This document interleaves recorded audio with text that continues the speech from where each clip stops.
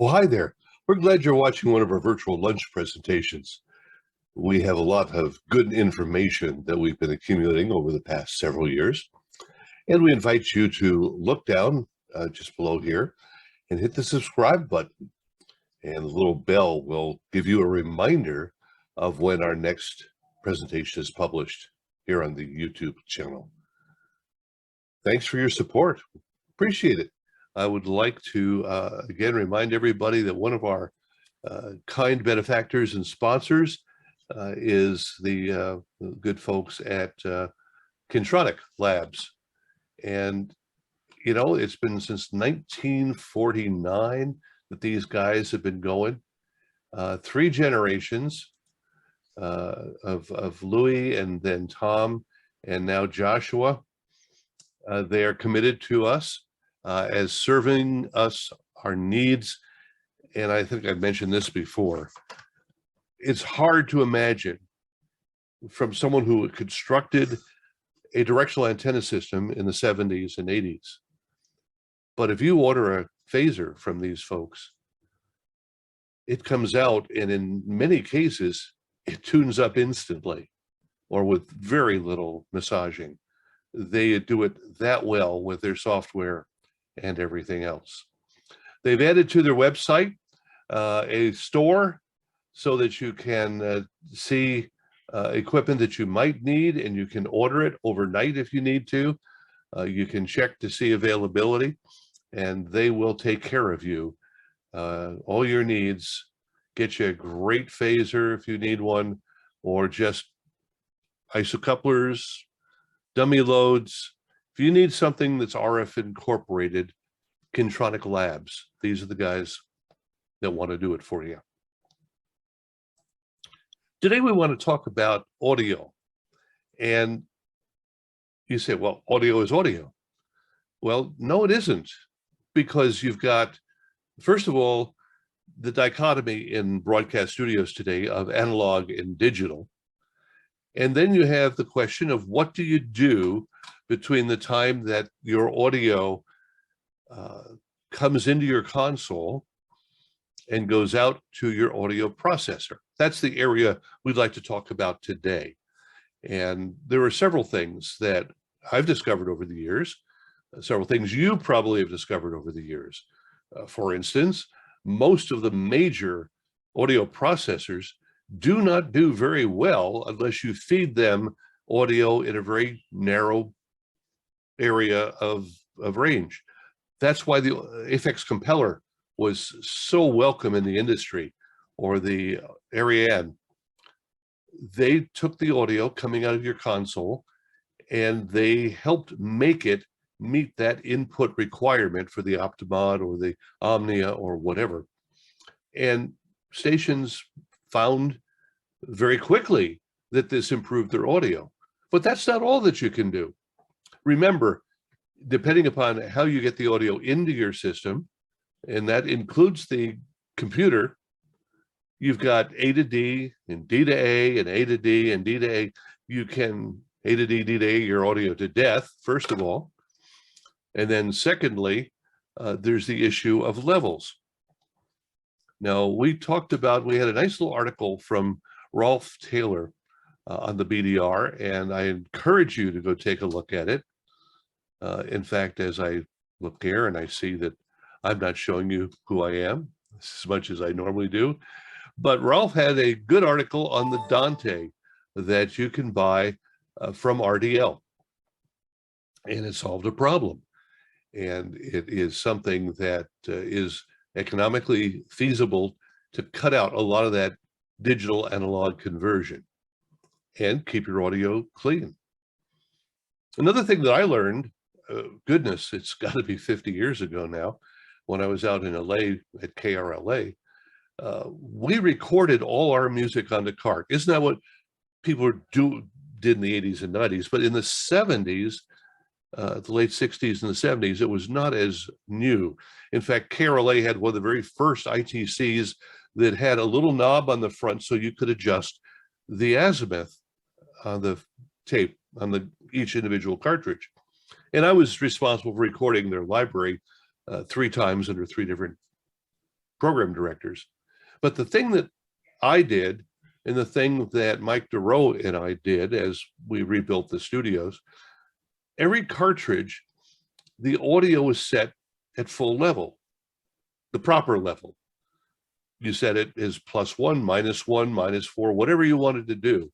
But the point was, when you put that cartridge in, or today play it, cut off your automation, you should know exactly where that audio is going to hit. And if you do that, another good thing happens. You can run your console with the pot set wide open, and your announcers, DJs, talent, don't have to look. They don't have to sit there and try to figure out if they're banging the needle or running all the red LEDs.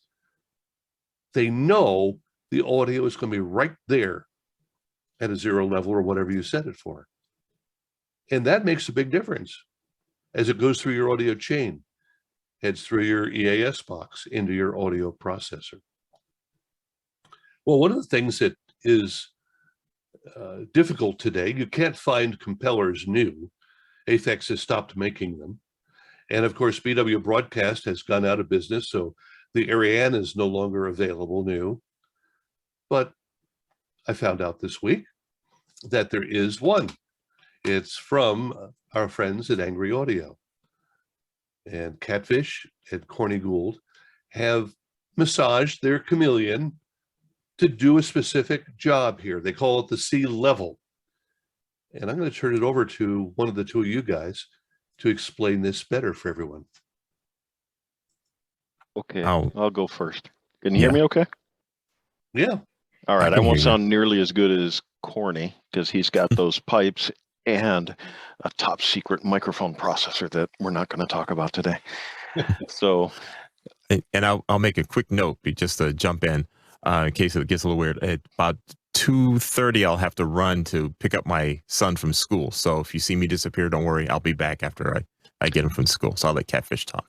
Well, and while you're gone, I'm going to make all kinds of promises that you're going to have to design into the products. You see, so you better hurry. I see back. How you roll. I see how you roll. You better hurry back. So, yeah, the Bear, you did an excellent job of explaining it. The idea is that if we hit an over-the-air processor with a consistent level, it does a better job if we can get it into its sweet spot. And there's a couple ways to do that. One way is to get the board operators to do a really super job between segments, and that's easy because board operators are so talented, and they never have anything on their minds. So that's one thing that we could do. The other thing we could do is we could maybe use a processor to kind of help us get all those levels in the right range before it feeds the processor. And I will admit that this isn't really my area of expertise. It's Corny's, but I was a little surprised. This all sounded to me like washing the dishes before you put them in the dishwasher. That's what it sounded like to me. But I actually do that. I wash my dishes before I put them in the dishwasher. It does a better job. And so maybe that analogy isn't so terrible. I did see the opportunity. Every once in a while, group of broadcasters will start talking about or lamenting the fact that they can't get compellers and they can't get Arianes. Compellers, I think, have been my friend Andy Litton over in the UK. He says, I think broadcasters remember the compeller through rose-colored ears. He's not impressed, and but by the same token, it does the job. It's great if you put it on the studio side of your STL because it provides some protection from overload, and it also gets the levels kind of into the right area code so they can hit the sweet spot on your over-the-air processor. Ariane was, at least in our opinion, a step above. The compeller was the basic box that you used to do this. The Ariane was the amazing box that you used to do this. And it was very transparent, very gentle, did not color your audio. And, it was kind of the secret sauce for a lot of broadcasters, still is, from what I understand. And every month or so, someone gets on Facebook and says, anybody got an Ariane used that I could buy? And, a bunch of people pile in and, say, no, you're not getting mine over my dead body. And, this is a problem. So we saw it as an opportunity. So I reached out to Corny and I said, hey, can you make one of these? And he said, yes, of course. And I said, well, you got to make it. I don't want it to sound like a compeller. I want it to sound like an Ariane. Can you make it sound as good as an Ariane? And Corny said, let's see if I can repeat any of these words. I can't. He basically said, don't make me laugh. Okay. So, mine will sound better than an Ariane. And of course it does. And so I'll let you tell him about how he achieved this and everything. But we're pretty excited about it. We announced it just last week. Barry, you were not kidding. It's a brand new product announcement. The software is finished, which embarrasses me because the hardware isn't finished, but the software is finished. And Corny does this to me all the time. And it's really annoying, but it's really cool. And so we should be shipping in probably about 2 weeks. We've already been taking orders. People are just buying them kind of pretty much sight unheard. And so it appears to be filling a niche and a need that people have. And I think I'm grateful now that so many broadcasters trust us. And in particular, they trust Corny that, if he makes a product, it's going to be great. And so they're actually buying this thing without even hearing it first. But yeah, we wanted to join your lunch group, talk to you about it, answer any questions. And so I'll bow out, and Corny with his amazing pipes and mic processing that's top secret that we're not allowed to talk about will take over. I think it just did. I'll give Corny just a breather here, and a note that it is, and you could affirm this, I think, Corny. I think we've talked about this. Even Frank and Bob and Greg will admit that most of these processors were not designed to have a wide range, say 20, 25 dB input variations. They were designed to work on a fairly narrow input range. Yep. I really haven't really asked Frank about any of the older things in the Omnia camp to know if that's accurate or not. But on the 11, which I worked on, I designed it so that you could have it operate over a wide range. But we can get back to that in a second, is what Sea Level did there. But in the Orban boxes, I don't know what Orban's thoughts were, but you probably know better than me. But I know some of the older ones, like the 8100, definitely had a sweet spot that, where you would drive it right about at the 12 dB gain reduction point on an 8100, and you hit that magic spot in there. And if you could put something in there to keep it operating there, you got consistently good results from it. Yeah, exactly. Cool. So tell us, Sea Level, what'd you do? Sea Level is like when Mike approached me on that, and he approached me a little while ago on that, and I was like, yeah, I've got stuff that I can, that would be cool to see, for it to see the light of day, and it's things that I've done in analog. And then, in fact, the very first Chameleon was that. It was like a 4-band leveling type processor, and all that really exists from it to this day is just the front panel with the handwritten markings on it where the pots went. So at some point, I'm going to find those knobs and everything, and just kind of make I guess in the rocketry world, you call it the hangar queens, and after a shuttle's retired or something like that, and it becomes the model for what it was, even though it's physically mostly there, but not much going on inside anymore. So I'll do that for that. Angry Audio Museum. Yeah. Right? Yeah. So the idea behind the Chameleon leveler in the past was one where it could be adapt enough where it can accept a wide range of levels and output some great audio to you.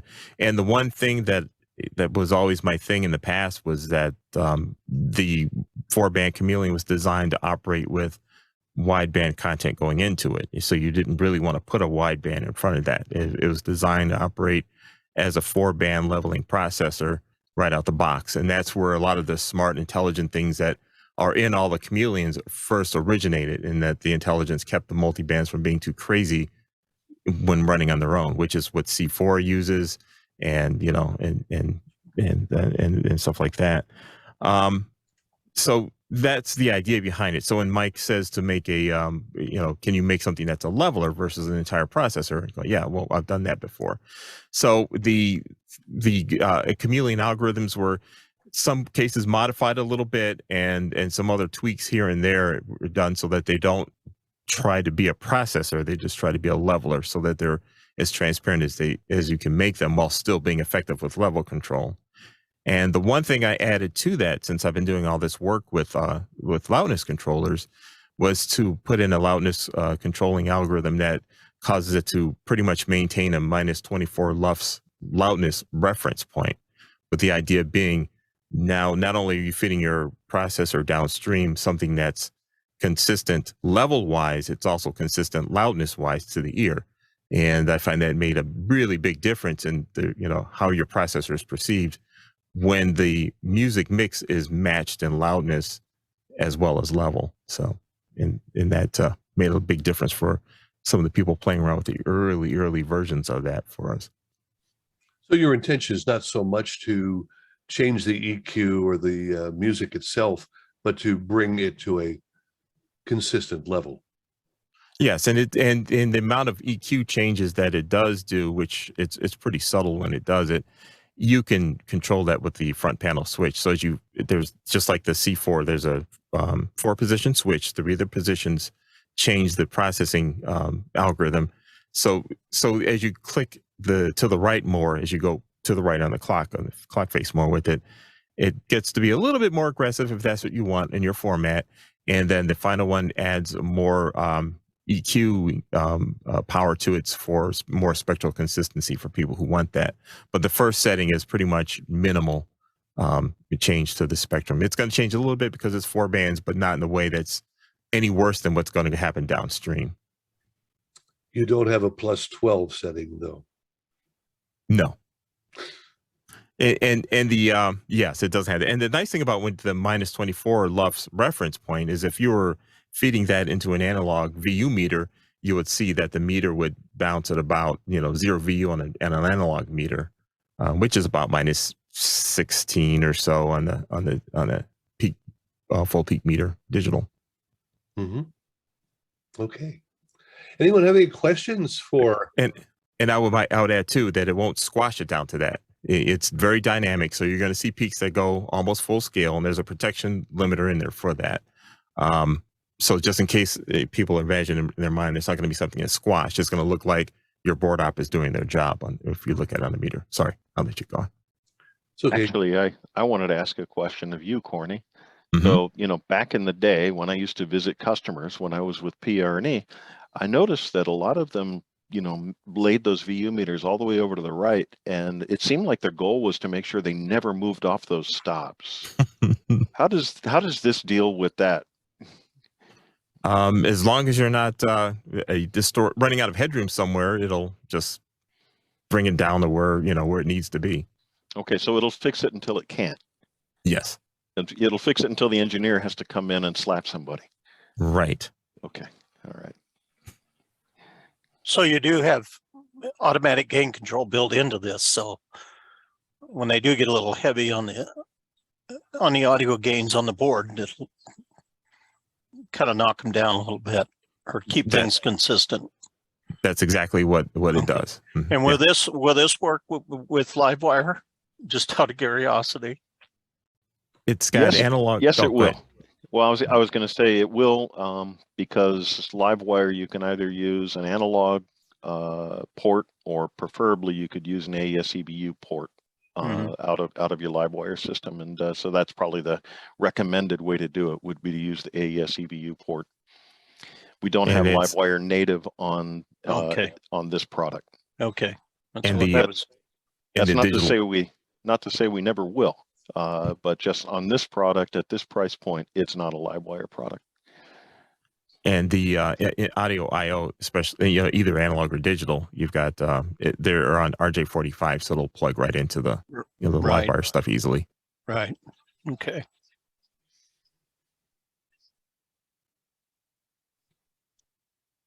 We'll ask anyone else have a question about the C level or Well, David asked a question in the Yes, go right chat. ahead. So it's, I applaud you for the -24, which is the desired loudness for video, but what about -17 or -18 for audio only? And I think the answer to that is not this product. There actually is a different product that addresses that. But remember, David, that this, at least in this context, the way we're talking about it is a pre-processor. Yes. It's not a processor. Yeah, it's not a final deliver. It's not a deliver to customer kind of processor. So, but we do have the C4, which actually is a streaming audio processor or an HD processor, or basically any process, any delivery mechanism that isn't FM or AM is well addressed by the C4, and that has adjustable LUFS, so you actually can tweak it anywhere between -24 up to I don't want to get it wrong. Is it -14, Corny? out of the box, yeah, with the adjustment, if you turn it off, it just goes at flat lines at -10 LUFS. So in David's case, he would adjust that to be -16, I think. Isn't that the AES recommended loudness for streaming? If it's stereo audio, it may be the talk is like 17 or 18, so or mono. Okay. Nice try to get me to say things, Catfish. You're always great with the questions, David. Now, I would say now if you're using C4 for a -24 purpose, it'll do it and it's fine. The C level is really optimized at that -24, so just throw it out there as a little factoid for you to do with what you will. Corny, with it going to -24, is this device full A85 compatible and so forth? I'll have to check the rules. I believe it probably would be, but I have to check the rules and see for sure. I know that a lot of places, when you're delivering content from place to place, it's recommended to be at -24. So, so that seemed to be about right for me, even if as a preprocessor to use it at that level and to do some kind of a maintenance at the audio at that level there. It probably is AES 71 compliant then as well. Okay. Now I'm making Catfish research. Yeah, I gotta go Google that. How do you spell AES actually? Now, I will say real quick, folks, that now I'm going to run to get my son from school, but I'll be back. So I'll let Catfish do the puppet show here. This is where I get to promise you all kinds of features that Corny has to develop later. And he'll scream at me too. Like, Yeah, but he's leaving on a rocket ship. Indeed he is. Catfish, I do have a question. What's your price point on the C level? $989 for the US version. And if you're taking it overseas, it's $999. Okay, Because we charge extra for those silly power cords that have weird ends on them. gotcha. Okay, thank you. No And worries. that's list price. That's list price. Yeah. Mary may make you a deal. Yeah, Mary's on the line here. She's like sitting there going, I'm not going to sell it for list price. You call me.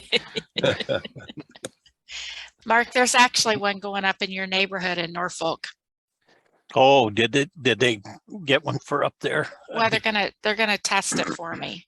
Hmm, So would you like for me to have them send it to you when they're done? that would be most awesome. Okay, I can do that.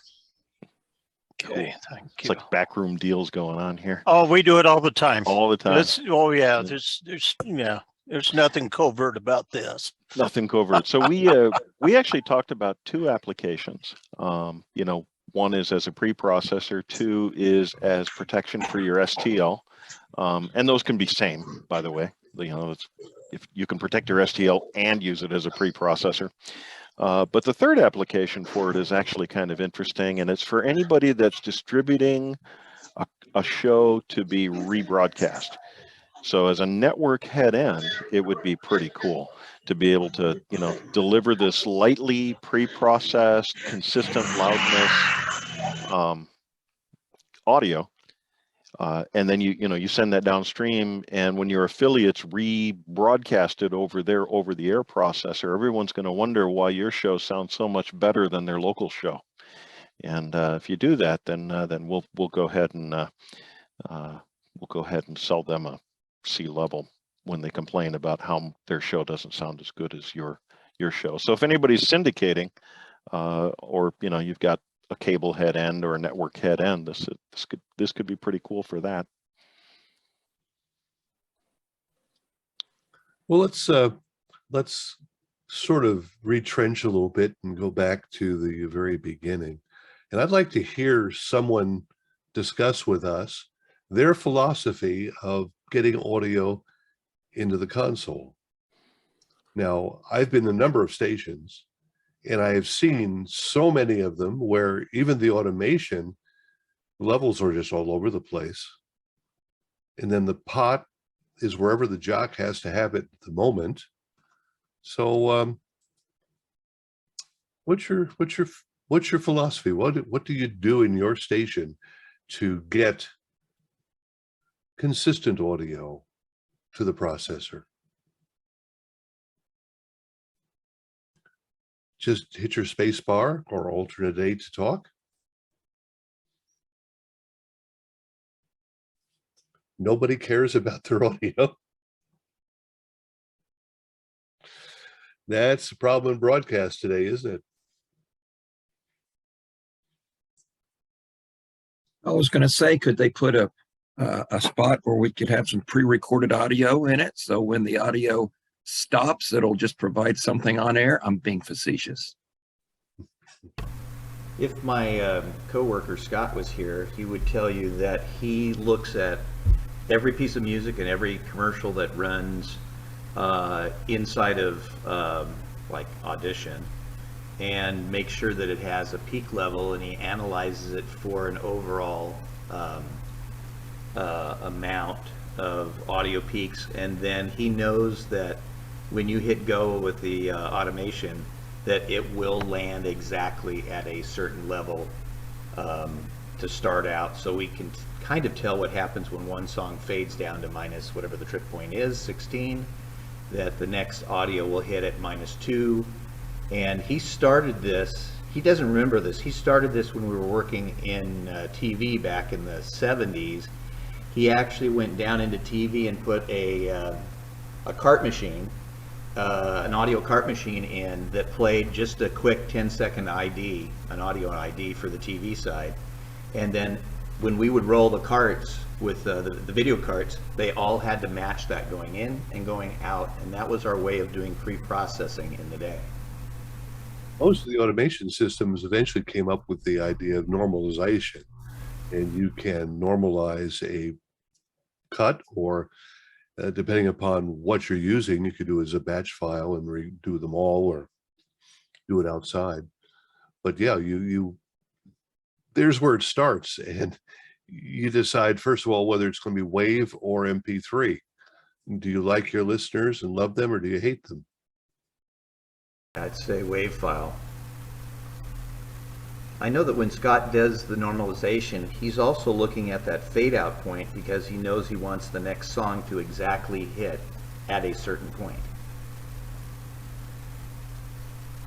The difference between volume levels and loudness units is often interesting.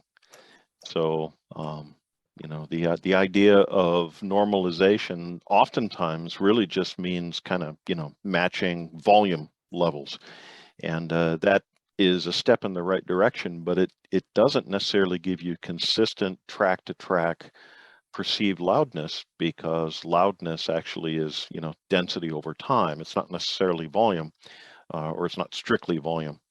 And so that's one of the things, when Corny said that C level outputs a consistent -24 LUFS, he's talking about the loudness units, or the density.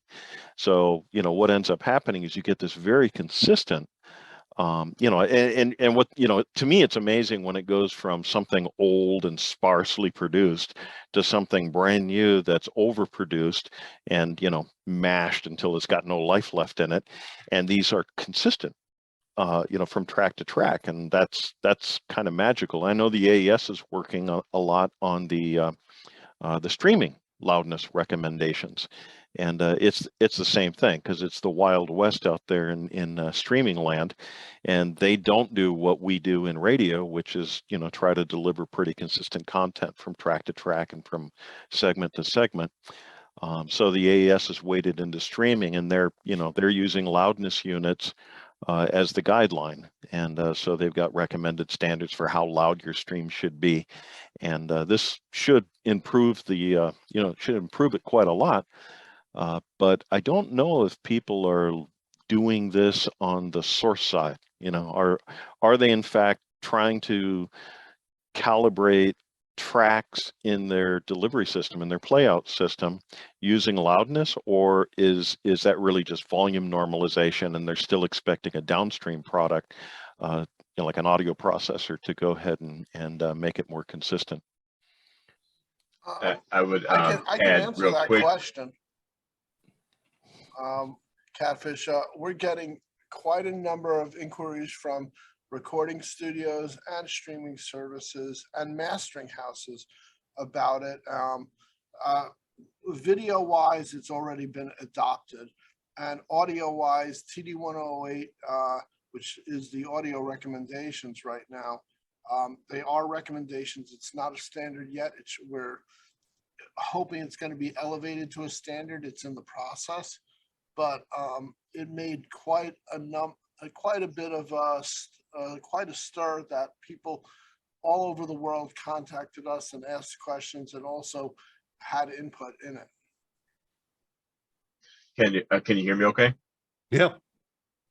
Okay.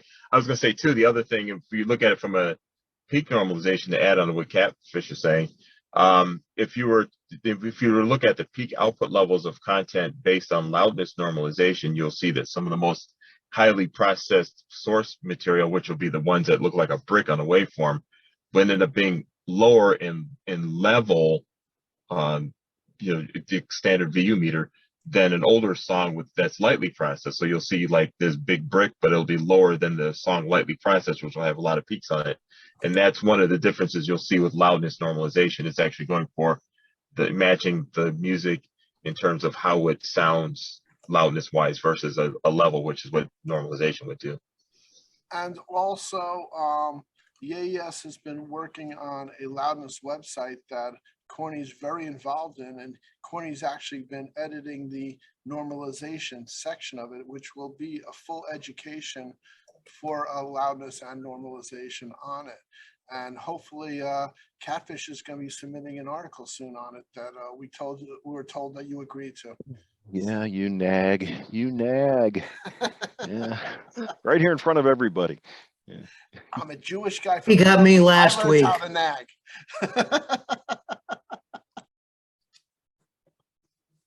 So I'll expect that by Monday, then, Catfish. Hey, Barry, changing the subject very quickly. John Mackey says that he's muted and he wanted to respond to your question, but he couldn't, and he's muted and can't figure out how to unmute. So you may want to unmute him.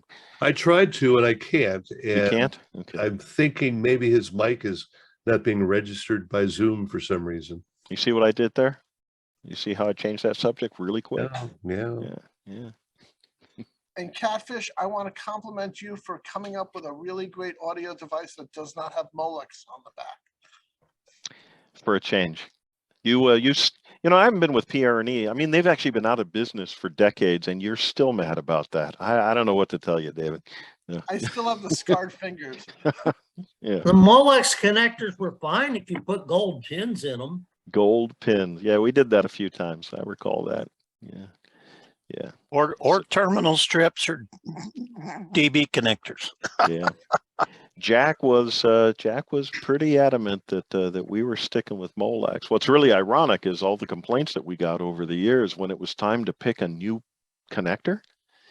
Instead of going with something that people would have liked, they picked Amphenol, like another exotic pin that required $1,000 crimp tool. And, so like they had the chance there when they were, going to Airwave and some of the newer stuff. Hey, let's do something different, but they picked another Molex. So And yes, I was in management at that point. So yeah, I probably was partially to blame. And that's all I'm going to say about that. So. I think any low-level signal needs to use gold contacts. Otherwise, you're going to get intermittent. I would probably agree with that comment. I think it's interesting that those PRNE boards were beloved by many people except for David, and yeah, he loved them too. He just didn't like the Molex connectors. And they, except for a handful that we built with custom gold pins, which we did, we built a handful of them that way. Most of them were just the tin connectors, and even for microphones, and yet they seem to work okay for a lot of years. But my own inclination is just as yours, which is, yeah, I never really liked that approach. Catfish, I can say it now. Yeah. All right, well, Catfish, they let's were the go premier back to the analog console console. here. And many of the consoles have a little line about 10 dB from the top of the travel of the pot. And that's where a lot of staff is told to run the pot. Do you find that to be a good place for that? Now, talk to us about your PRE existence and experience, and Mark shaking his head. So let's see what you do to get the staff to put good levels on the air. Well, I'll tell you, the mark on a PRNE board for years, like the X-Class consoles and the BMX2s and even the BMX1s, they had 15 dB of fader in-hand gain, meaning that there was 15 dB above the nominal mark that you could get, just by pushing the fader up. But it was, in analog, it was calibrated so that if you set the fader to 0 and you fed +4 into the line inputs, or +8 if that happened to be your standard. But if you fed +4 into the line inputs, you set the fader at nominal, and you calibrated the gain trim so that you got 0 VU, then it was the ideal, the ideal gain structure for the console. And so you ended up with 80+ dB of signal to noise ratio in that case, and 30 dB of headroom. And what percentage of jocks or talent actually ran the board that way? That's a good question for people who are actually more in broadcasting. I visited a lot of stations where I'd say that, the majority of stations that I visited actually did, in fact, have the faders at the nominal mark. I was impressed. And then they just use the on-off buttons. They never even touched the faders for the most part. And that was kind of the right way to do it. And if you went over to Europe, it was different, though. In Euroland, people use the faders more to turn their sources on and off. So the faders were always busy. They were always moving. And but I saw a handful of people that thought the fader needed to be maxed out and thought the meters needed to be, clacking against the stops. And it's one of the reasons we designed 30 dB into the of headroom into the. I mean, we certainly could have made the console perform better on paper by just simply changing the gain structure a little bit. We could have given you 20 dB of headroom and gotten 90 dB of signal to noise ratio, but we didn't do that. Instead, we said, look, this 30 dB is, and later on mixer class consoles, we did end up reducing that a little bit. I think we ended up with 24 dB of headroom, and they also had 10 dB of in-hand gain. Did I answer your question, or did I just go off on some weird fader tangent? You always go off on some weird tangent. Yeah. Back in okay, my buddy. Go back to the 60s, and you're almost all records on the air. You're doing vinyl, and you don't know what level that record has been cut at. Some of them were very low, some of them were pretty hot, some of them were, even in those days, clipped in a way to work in the jukeboxes. So you did need a lot larger range of play than you would after we moved to cartridges and hard drive. Yeah. You agree with that? Well, so far so good. So far so good. I mean, the idea was always the same. Well, even with digital consoles, this one has 10 dB of in-hand fader gain. And the idea is pretty much the same, even with digital consoles. You get that thing at the nominal mark, and it's a starting point for your show. Do you trim it? Of course. That's the art of mixing. And, so if it's a little hot, you turn it down a little bit. If it's a little low, you turn it up a little bit. The idea is to,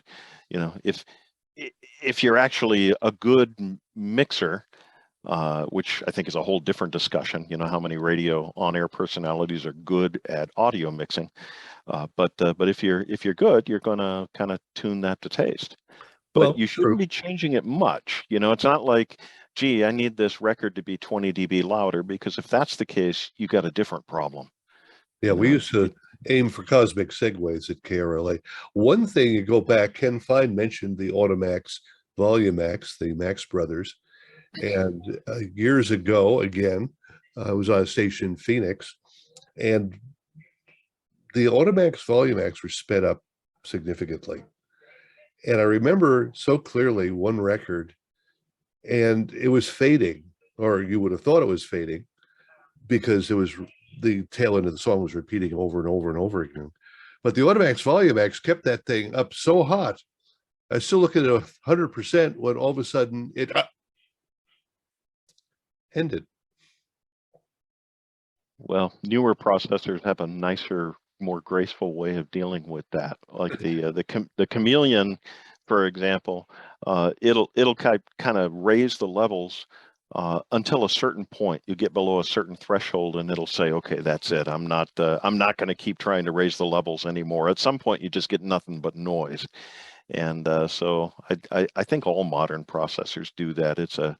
Corny calls it a gate, which always confuses me because I come from the recording studio side of audio, and for me, gates are different. But he calls it a freeze gate, I think. Oh, there's Corny. He can correct me if I got this wrong. But yeah, it's a freeze gate where below this threshold, whatever the gain setting was before the audio level fell below this threshold, it just stays there. And so that's a little bit more graceful than the volume max, apparently. Yeah, and I was gonna say I always hated that term gate because of that. So yeah, so that's where I have the differentiation, freeze gate. I think that the Automax had a gated gain control like that, so it didn't bring up the air conditioning noise in the background. And then Barry mentioned speeding up the release time on wideband audio compressors, and that you get a lot of pumping now, pumping on that. And there's some current popular music that has that recorded that way, and it drives me crazy. Yeah, it sounds like I'm driving down the highway with the windows open in the car. It's terrible. Yeah, they go to great lengths to reproduce that pumping noise, where they would do things like take the entire mix and then sidechain the kick drum into the entire mix so that it pumps up and down even more, just to to their liking. I hate that. Spent years figuring out ways to do that and not have that happen to processing, only to have music producers put it in. So, Corny, I made all kinds of promises while you were gone, and they're all expecting, you to deliver next week. So I heard what you're saying. I was observing from the car. I know. But I did have a question for you, and you can tell me if you don't want to answer this or not, okay? Because it's a conversation you and I have been having for a couple days now, and it's what you could do with a sea level if you decided to go deep, versus what you can do with a sea level if you decide to go ordinary. And so do you think that's something that we want to talk about here, or do you want to kind of keep that? I kind of opened the door, didn't I? You're stuck. Yeah, you got to tell them. Yeah. So the idea with sea level generally is you turn off your processor's AGC, and you let sea level be your AGC. And that's basically, 90% of the time, 99% of the time, that's what you want to do. Turn off the AGC on your over-the-air processor, let sea level become your AGC, and it'll make a world of difference in the sound. And by the way, it's obvious. It's not subtle. It's like, boom, right away, you're like, oh my gosh, this is better. It's a lot better. And but Corny, being Corny, decided that he was going to try to see what would happen if he used the C level to completely replace a processor's front end. And so this is the kind of thing that I think if people did it, they'd need quite a lot of support and hand holding. So we're actually not recommending it, but I am kind of curious, you know, like what you told me, Corny, you can tell these guys because they understand it better, is that that was even more dramatic. Yeah, this kind of came out of something that, you know, when I designed the C level, what I had in mind were older processors that, you know, people traditionally put compellers or Arions in front and all that. I didn't really think much about on the newer ones. But Chris Tarr posted online when he was playing around with it that he used it in front of his Omni 11 and turned off the wideband. And when he said that, I was kind of like, okay, all right. And I kept reading, and he was talking about how dramatic of a difference it made. So then I had to go and try that because I didn't really try it because 11 wasn't really on my radar for this, mainly because I went through great lengths to try to make the wideband AGC like the best one that I know exists, so that it handles everything. So, you know, I figured, why would you want to mess with that? But he did, and he was going on and on about it. So I went ahead and tried it myself, and I was like, he's right. So the bass got better and more open. Everything opened up quite a bit. And so that the first pin I was sticking here is that even the best wideband AGCs are still wideband AGCs, and you still have to deal with the fact that when you have something with lots of bass in it, for instance, it's going to react to that. Even if it's graceful, like on the 11, it's pretty graceful about it. I made a point of that, but it's still moving around to the bass. And if you get rid of little things like that, it takes things to the next level automatically. Things just open up and become more transparent, which was kind of neat to hear, especially on something else I designed in the past.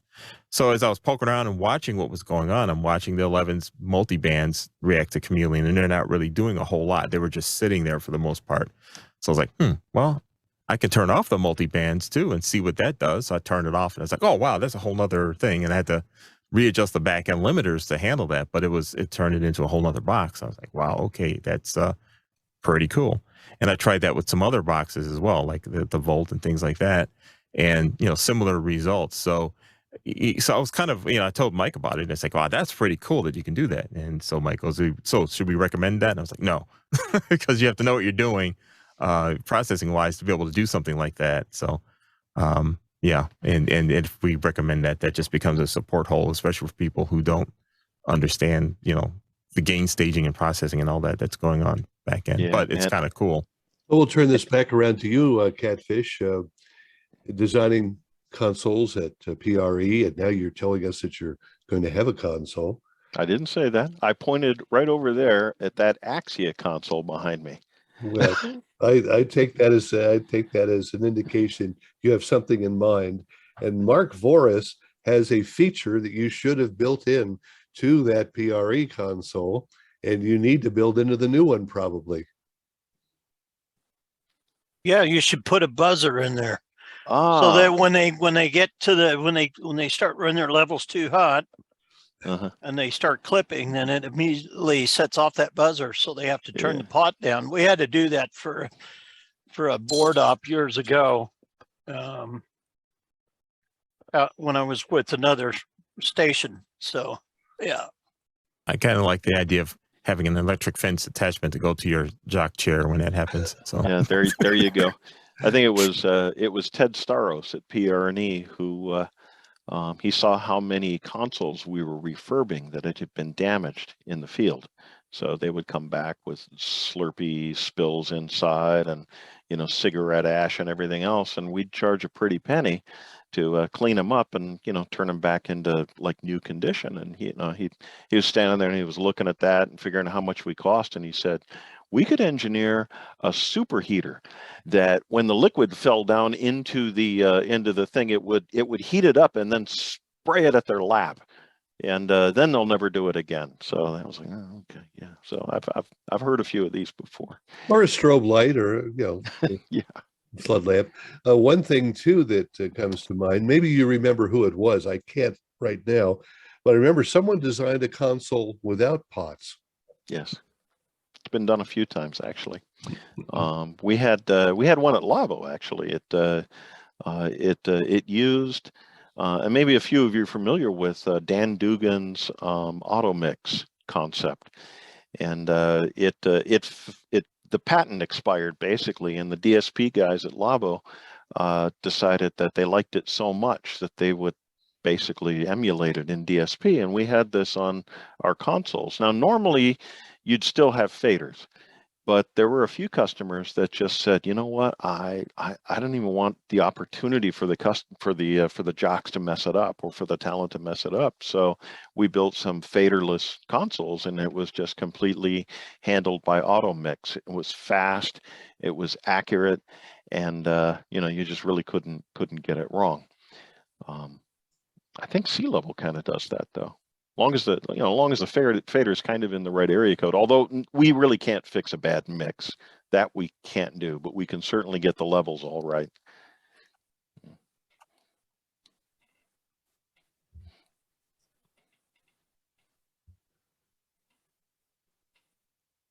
I'll put you on the spot. Your bad mix experience that wasn't your fault, but you were part of it. Yeah, actually, we are. This might be interesting for you guys. Our little company, in addition to broadcasting, we're also getting involved with content creators of various kinds. In fact, it's kind of fun because we're able to bring our broadcasting expertise to this area of the business that's kind of emerging, and they don't really know what we know.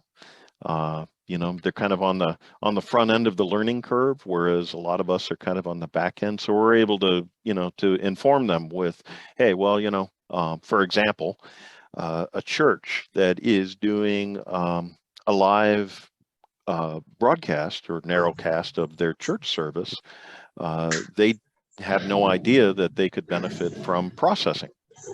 And so we're helping them with this, and it's pretty fun because we get to explain to people who don't know what program audio processing is. We get to explain to them what program audio processing is, and many of them will say things like, oh, I know what audio processing is. And so we have to help them understand you actually do, but you don't. When you think about audio processing, you're thinking about a compressor on a microphone, and yes, that is audio processing, but what we talk about processing and broadcasting, we're oftentimes referring to this box on the back end that, controls levels and makes things consistently, dense, and basically makes the board ops sound like they're amazing mixers. And so it's interesting. We're just now getting some feedback from some of these churches, and they're just blown away, by the way. They're just like, oh my gosh, the difference between a naked stream and a broadcast process stream is, night and day. Now we can hear the pastor. It doesn't sound like he's mumbling. The music isn't too loud. Everything's fixed. And we're just kind of delighted by this because, the radio guys and the TV guys have known this for years, but interesting, if you think about it, it's really not known outside of broadcasting field. It's just not really a thing. So being able to introduce the idea is fun. But last week, my church put one on the air, and I sent the links to Corny, and and the music was just awful, but it was dynamically consistent with the pastor. Okay, so it's, the C4 did its job, but I don't even think I don't think there was a sound guy involved in this particular mix. All I could hear was an acoustic guitar, and there was a bunch of other instruments involved too. So I asked Corny why he couldn't fix that, and he just laughed at me. So there you go. You just reminded me of a radio station in Phoenix. All the jingles were sung by the Sunshine Choraleers, none of whom sang in the same tune as any of the others. How that you can't fix that in the console? Isn't there a knob for that? Yeah. I guess they've got the auto tune thing now. Yeah, they do have auto tune. Rolf Taylor has made a couple of comments. I invited him to speak up here. But so far he may have an interesting problem with his microphone. He comments about some DJs start at a nominal level and slowly increase it over the course of a show. Perhaps that's a hearing issue that they can't quite remember that over a period of time, your hearing gets a little desensitized. And then I guess this was what you were talking about Molex perhaps, but Rolf says, shall we talk about pin 2 versus pin 3 for hot? There's you know I love you, Rolf, but not that again. No. No. PRNE for years insisted that pin 3 should be hot and pin 2 should be neutral. And the vast majority of pro audio in the world is pin 2 is hot and pin 3 is neutral. So not only did we get flamed because we had Molex connectors, instead of audio connectors, but we got flamed because all of our wiring was backwards. And yet we survived somehow, even though we dug in pretty hard and insisted this was the right way to do it. But yeah. I thought it was supposed to be a California thing. Is that what it was? Yeah. Mike Ewell, I see he's on the call here. I always felt bad for him because he was the first line of defense, so you hold the phone out to hear while the customer was yelling at him. Yeah, they were referred to as washing machine connectors. Yeah. Oh, Molex. Washing machine connectors. Thanks. Yeah. By the way, at Angry Audio, pin 2 is hot. So, no editorial, but, in case you were curious, was I the guy that liked the PRNE standard? We use neither Molex or pin 3 hot, just to let you know, in case you're curious. But you have I'll tell you a little secret about the original Black Zephyrs, where it did an absolute phase inversion. And I considered fixing it in the manual by having pin 2 hot on the input and pin 3 hot on the output, but it was suggested I not mention that. Yeah, this pin 2 hot, pin 3 hot thing on a console doesn't make any difference really if you're consistent input to output. Well, yes and no. There is asymmetry. And it can make a difference, whether it's No, but if you're positive or consistent- negative. There are people that can hear the difference. Right. But that's not what he's saying. He's saying as long as you're consistent on the inputs and the outputs, you're okay. Yeah. Yeah. It's Yeah, like true, TIA true. Yeah, you're right. 568 Yeah. A and B. As long as you do it on both ends of the Ethernet cable the same, it doesn't really matter which one you use. Yeah, that was interesting. That I was tasked at a couple of stations to go through, and even on mono sources, you had to make sure that you had the right one wired so that it would give the asymmetry, that you would say, wait a minute, how could you have asymmetry in music? But you can. Oh yeah. If you play a saxophone, it'll be it'll be a lot like voice or certain synthesizers too. So. Well, not to mention the headphone feed. If you reverse it there, definitely will be noticed. Yeah, I added headphone reversing switches on consoles because headphones were not all wired the same. Yeah. And the DJ couldn't hear himself. The thing of phase on mono recordings is interesting. Did anybody agree on, the positive peaks on this pin should be higher if it's asymmetrical? Or did we depend upon what was the, there was a thing that equalized phase between the con symmetric peak, or how Phase Chaser or Volumax also had a phase reversal thing in it. That was a lot of fun to listen to. Even one of the early Optibots. I think maybe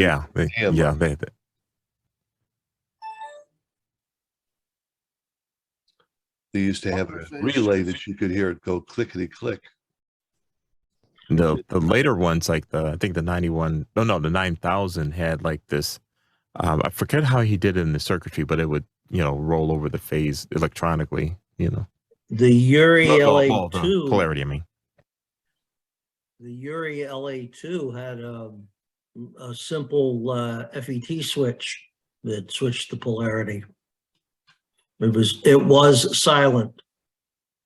Yeah, it still seems like there's going to be some sort of disruption there. But Corny's making me think of an all-pass filter that's continuously adjustable and that would sweep it over. Is that what they did?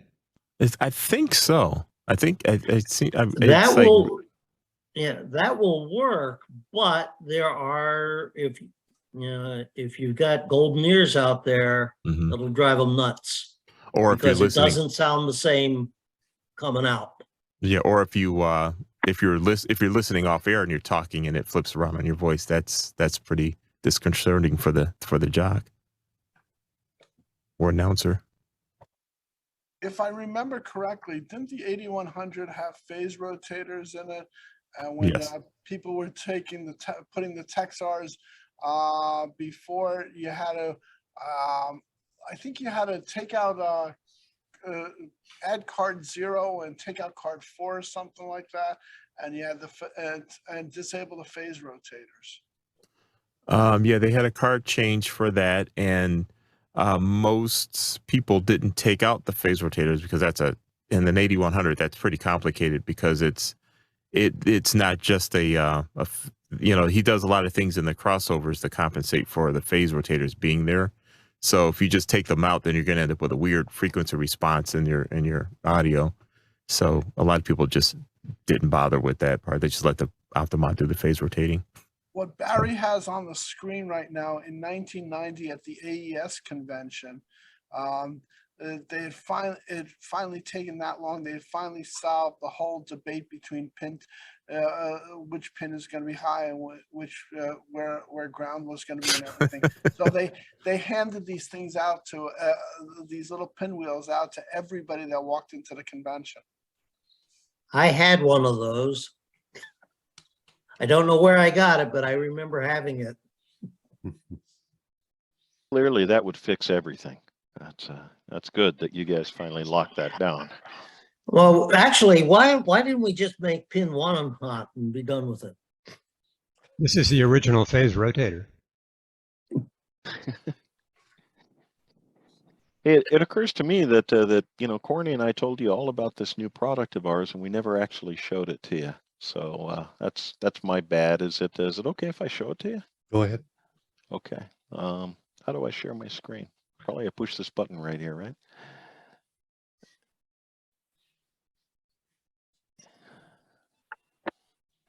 Can you see my screen? Yes. Okay, good. So let me go to audio processing, audio chameleon. Catfish, I thought you implied earlier that it was vaporware. Well, I think what I said was that we're waiting for some sheet metal. So it's supposed to be here in about 2 weeks, but Corny's part is all finished. The software is finished. Actually, in every chameleon that we've built so far, the software was finished before the hardware.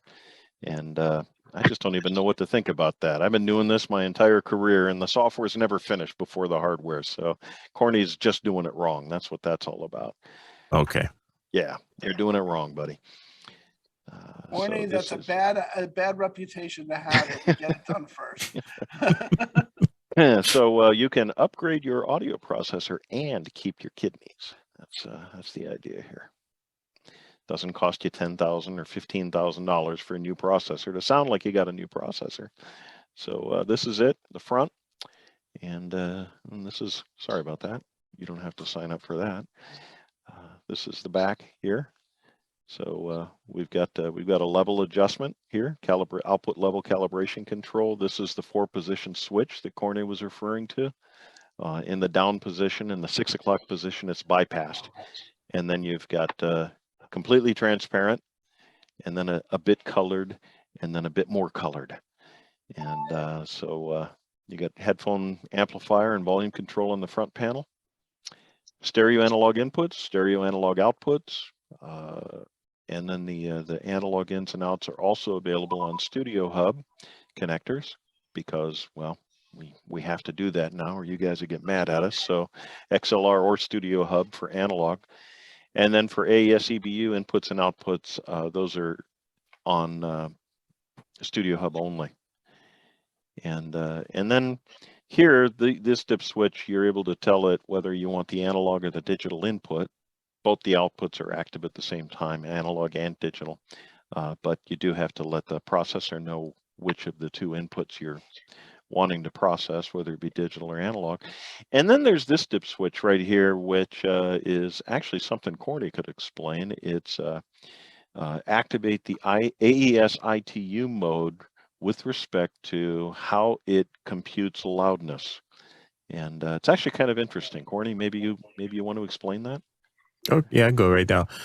There's two camps I ran into. You know, for folks who want to use this unit and have it comply closer to what's in the AES specifications, you want to have that switch up. And what that means is that the way it senses loudness, like if you're just sending primarily mono material through it, it's going to be 3 dB lower to compensate for the fact that you've got the same thing coming out both channels, which to a listener would be perceived as louder than the stereo content was when they're not exactly correlated.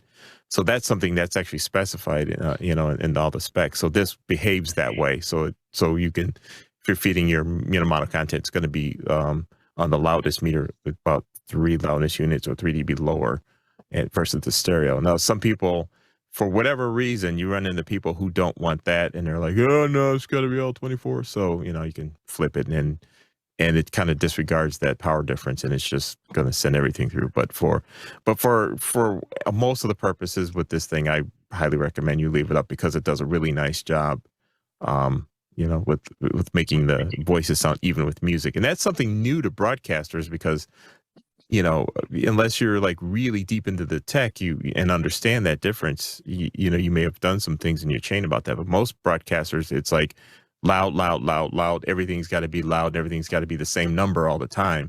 And as I've been working with this, I realized, like, well, a lot of us as broadcasters in the past we're shooting ourselves in the foot, especially when it came to trying to get the voices to sound clean on the air, because with that loud, loud, loud mindset, that means that whenever your jocks are talking, they were banging into the clippers way harder than it needed to be, and that's part of the problem, in my opinion, for people keeping voices sounding clean, especially on highly processed stations. So this does that on the front end. It won't really help with the clipper thing I just described, really, but it will help with the mix, how things set in the mix. So there you go.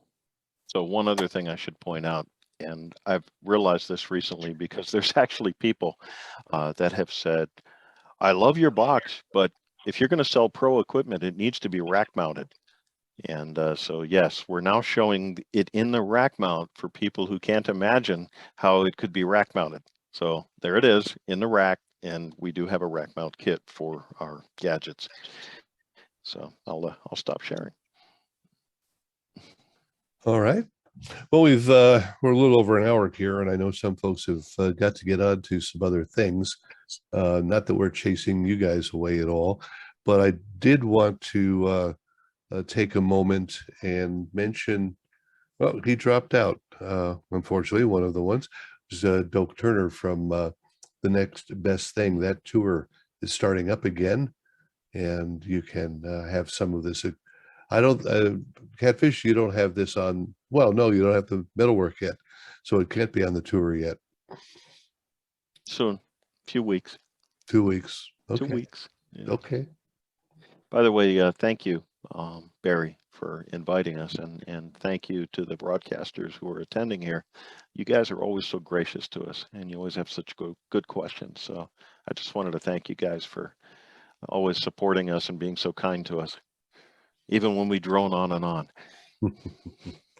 Well, we peaked at around 50 folks today between Zoom and YouTube, and I'll post the video, and we'll see how many more pop in there over the next couple of days. Barry, I'll mention something. If anybody wants to order the sea leveler, I will include free shipping on the order if you just tell me you were on the BDR session. Well, that's hard to beat. You go, Mary. Mary with the deal for everybody. That's right. Thanks, Mary. Do we get a red shoe too, Mary? No, you have to order a transmitter for that. Ah, okay.